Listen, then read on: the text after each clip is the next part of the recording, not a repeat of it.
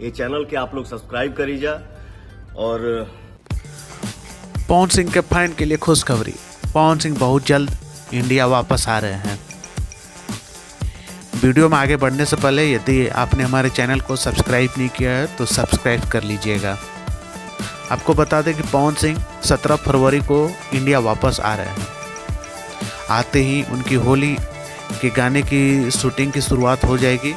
आपको बता दें कि 5 से 6 गाने लिखे जा चुके हैं, जिसमें से एक गाना बॉलीवुड सॉन्ग है और बाकी भोजपुरी सॉन्ग है जो होली धमाका आपको सुनने को मिलेगा।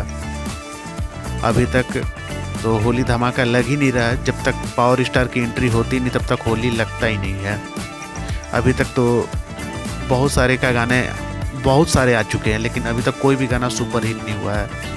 एक गाना रितेश पांडे जी का जो सुपर हिट हुआ है, जीजा तोहार रंग मिर्चाई नियर लागे, उसके बाद तो सारे लोगों का गाना फीका पड़ गया। लेकिन पावर स्टार की एंट्री के बाद तो धमाका होना निश्चित है।